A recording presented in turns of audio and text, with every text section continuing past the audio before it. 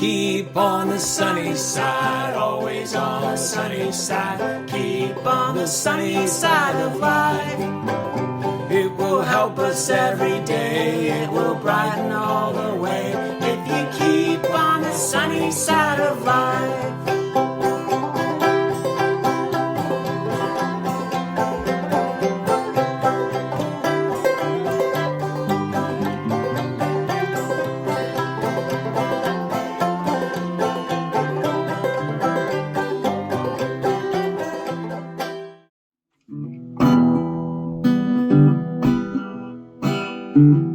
Thank you so much for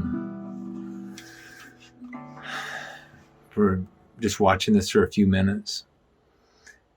I was thinking about this old song, and I played it a lot during this year because it's so powerful. The chorus goes like this: and they'll know we are Christians by our love, and they'll know we are Christians by our love. We are one in the Spirit, we are one in the Lord, we are one in the Spirit, we are one in the Lord, and I pray that all unity will one day be restored, and they'll know we are Christians by our love, yes, they'll know we are Christians by our love. You know, it's interesting that was one of the songs that emerged out of the 70s Jesus movement. I became a believer in the end of that movement. And the emphasis was on, that was really about the emphasis of that movement. Now, it's taken a lot of different directions. It's probably moved away from that. But that foundational idea. I want to talk to you today about being part. You know, what are you a part of in your life? Well, it could be all kinds of things, but maybe it could be like, you know, club memberships or various things that you would say, well, I'm a part of that. But maybe the more important question I want to ask you today is, what do you feel a part of? There is a big difference, isn't there? We have connections that we are a part of, but we really don't feel on a personal level any real love or any real connection to them, any real loyalty to them. In other words, we are part of them, but we don't feel part of them. You know, it might be like you might be part of Costco. You know, you have a Costco or REI member, you're a part of that co-op, and you maybe get your dividend at the end of the year, as if you're a hiker like I am. Or maybe you have Amazon Prime, and so they would call you a Prime member. But you don't really feel part of it. That word member is a word we're going to explore on the weekend when we talk about what the church is. Because you see, feeling part is what really matters when it comes to being part of church. As we talk about church over these next couple months, it's important to remember that every metaphor that relates to the church has this relational quality. Even when it uses those kind of more ideas of the church as this temple, it says living stones. It's not talking about bricks and mortar, great edifices, or in the case of GFBC, cedar and drywall. You see, church at its root is relational. It's the idea of a family, that you feel part of it. Or maybe your body, the particular individual dimensions of it, the fingers, you feel they're part of the whole. And there are many, many more. You know, we were created to feel like we were apart with others, to be together. We were created to be together. but also to not just be together in proximity or in like some crowd or some structural way, but to feel that connection to each other. It's an amazing thing. That's one of the things that for a lot of you and for me too has made this last year really hard. We are created to feel a part of the whole. It could be, when a family could be a family, like when people talk about the buzzwords around family, families are called dysfunctional when members are estranged or distant from each other or withdrawn from each other. Physical bodies, your physical body and mine, they are considered sick or maybe even disabled when parts feel disconnected from the rest of the body or when parts function without a regard for the rest of the body. We were created as relational beings. It's important to remember God is relational. The one true God, within that one God, there is this relationship between the Father, the Son, and the Holy Spirit. And part of our salvation is that we're invited to be a part of that and enjoy that relationship. Church is to be a fellowship. And, it's no wonder that when the early times in the created world that God said about humans, it's not good for them to be alone. It's not good for them to be alone. That as time went by and we came to the establishment of church in the world, this would be that fellowship. The word fellowship is often misused. Of course, I'm a Baptist, so it's always about food or something. Every dining hall in a church, a Baptist church, is called a fellowship hall. And don't get me wrong, there's a lot of true fellowship that can happen around food, but food and fellowship don't necessarily mean the same thing. The word fellowship, we'll talk more about this idea of koinonia. It means to have a common life. It means to have a woven life together. It means not a common meeting room or a common meeting or a common organizational or a connection or some program that you're involved in. It means to share a life together, to have your lives woven in together. The thing is about churches know how to build buildings. And man, I've been in some amazing buildings. And when I've been in the South, some of those buildings were like airports. And churches are good at planning services and putting them together, multiple services and online services. And now the kind of fad of recent years is satellite services all over the place. Churches are great at building organizations and developing programs. But so are almost all functioning, profitable corporations. They're good at building infrastructure and buildings, and they're good at planning and offering services to people and building their organization and developing their franchise and brands and programs. You say, well, what are you getting at? Well, a lot of what we think of as church growth or a lot of what we think is church growth is just what we call a Wall Street revival. It's a marketing miracle. Because there's some things that marketing and corporate planning, not that those things don't have some value, but they are of no value unless there is the one thing that only God can do. Because what church is to be is more than all of those things. Church is to be a relationship where you feel a part. You feel and live out real love. You remember that song we began with? They'll know you are Christians by your love. Well, Jesus made it like this. Before there were buildings and before there were titles and programs and organization and all the rest of it, before there was what we have come to think about as church. John 13:34, Jesus said, "A new commandment I give to you, that you love one another, even as I have loved you, that you also love one another.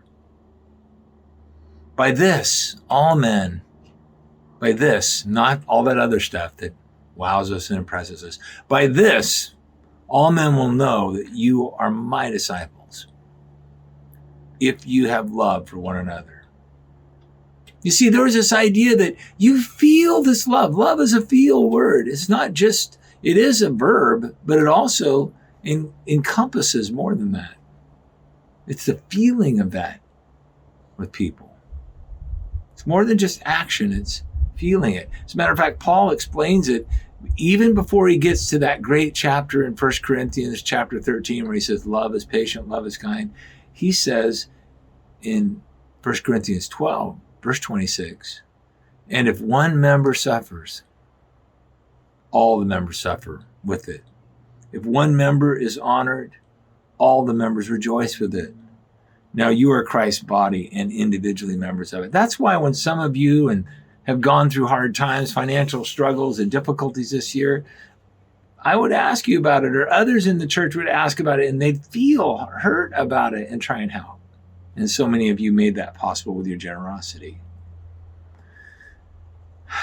So this is this idea that we learn to, we feel with each other.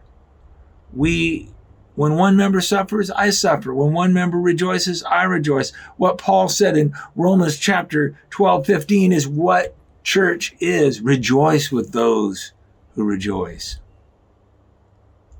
and weep with those that weep. We forget that's church. That's that relationship. And you know what I want to tell you? The thing is that though as human beings and leaders and good planners and gifted and talented people, they can create all kinds of things. But only God can create and build his church. And only God can create that kind of relationship like that, where you rejoice with those who rejoice and weep with those who weep. God alone can create this in your life and in my life together as we follow him. When this is happening, that is what church really is. And when all that other stuff is happening and that isn't happening, it's not church. It's just stuff. You see, when you do not feel your part with others, when you do not weep with those who weep and rejoice with those who rejoice, it's really not church. You can call it church, but it's something more like Costco. Or maybe more than that. Maybe it's more like one of your civil clubs.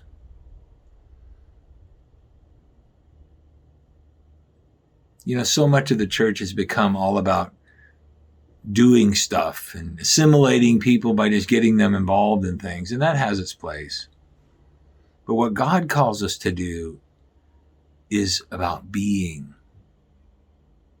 That for it's God who's at work in you to will and to work his good pleasure. You see, all God created is about you being something.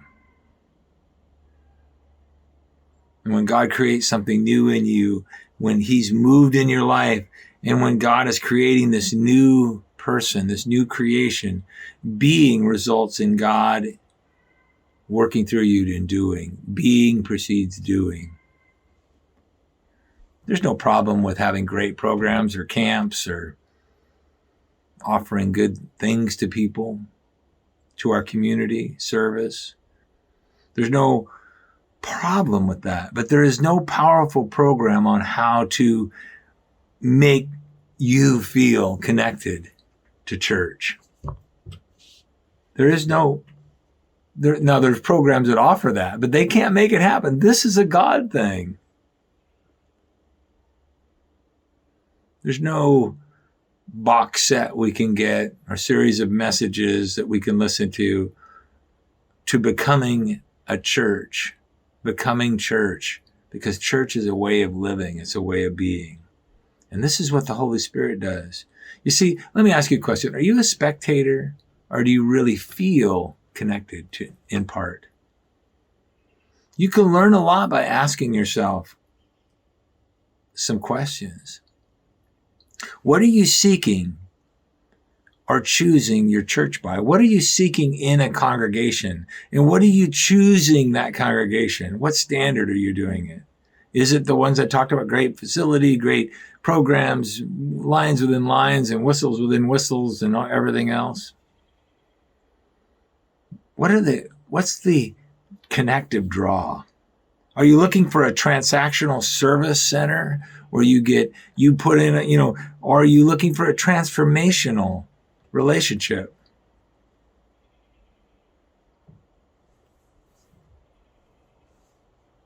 You see, are you that person who's wondering, and we do this, we all do it. I mentioned this a few weeks ago that, like, well, what do I get out of this? What am I getting out of my religious investment? I give some money, or I come here and I fill these seats, and maybe I volunteer a little bit. What do I get out of it? That's a transactional service model, not a transformational, God-centered model. God has all seekers of Jesus. He works this work in your life that if you are a seeker of Jesus, or if you've ever been a seeker of Jesus, deep down what you want is transformational relationships with God and with other people. You really do, if you are. And it is easy to give up. I know. I understand. Most of us have given up many times. But the longing is still there. It's easy to give up and settle for getting the best deal for our religious investment. Services, programs, business, contacts, looking for somebody to date. There are all kinds of reasons why people are involved in congregational lives. Convenience to where I live.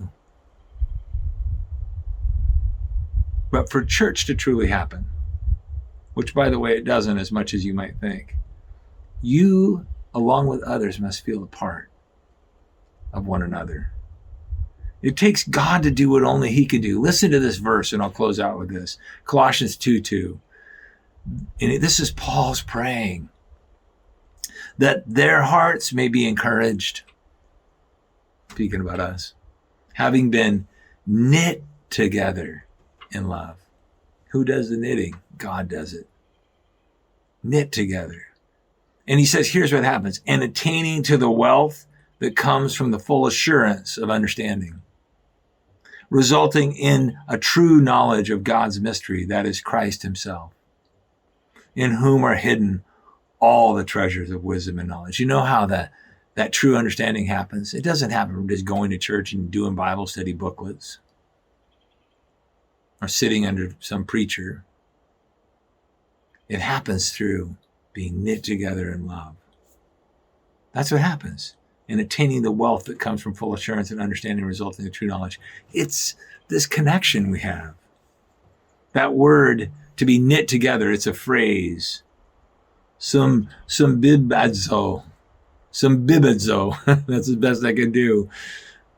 It means like knitting. You're forcing those, I'm not good at knitting, but I tried to get some knitting needles to bring out, but to drive together, to unite these separate things in association and affection, to compact them together, to gather them together, to knit them together.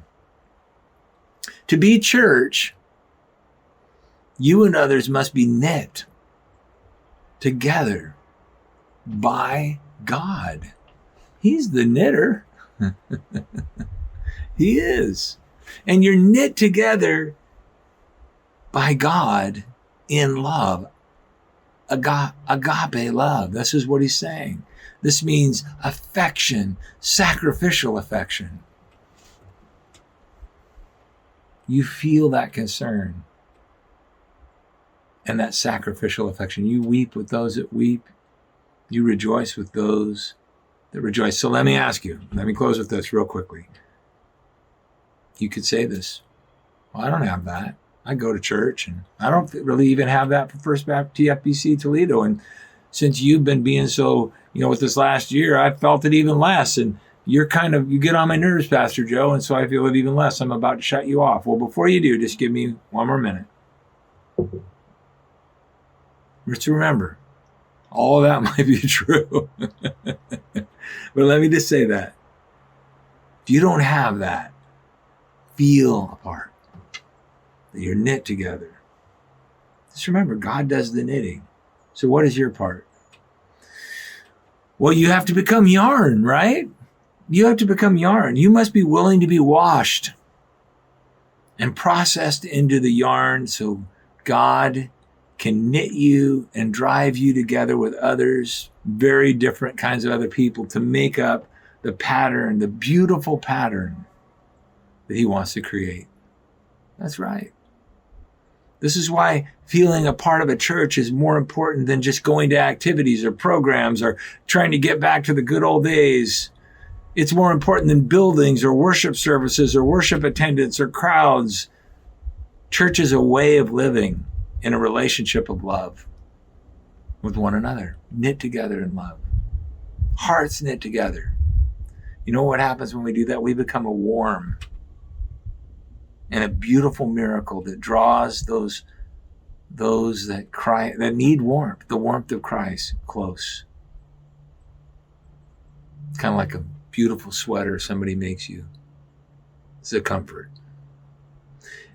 Hearts knit together become that a warm and beautiful miracle that draws those that to us, to that comfort and that warmth. He draws them because he can trust us with them. So what are you a part of? But more importantly, what do you feel a part of? Because this question really matters. I want to encourage you to pray about that as you think about church. And pray about it and maybe have a conversation. If you want to be in my Zoom meeting, that's on Thursday night at 7. I'm sure that we're going to be getting back into more in-person meetings soon enough. But if you want to talk more about it, remember, we'll be talking about that idea of relearning church this weekend again. Remember, we have in-person services in the building now, and we have an in-person service with Mass at 8. We have an outdoor service in the patio area at 9:30. We'll see what the weather's like, but we'll get through it. And then we have an 11 o'clock in-person service in the auditorium that you could be a part of as well. And then there'll be online services available. But share this with somebody. Share this with somebody that goes to TFBC that maybe you haven't seen for a while. Because this is an important question. Because where you need to be part is where God has knit you in.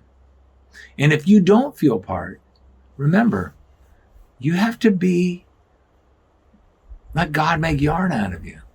You have to let him wash you and cleanse your life of all that selfishness and consumerism and all that goes with it. And you have to let him begin to knit you in the way he wants to, into the beautiful, purposeful, useful pattern that he wants. Just remember, I love you, and I'm glad you listened. Like I said, be sure to share it. And message me if you think this has been helpful to you at all.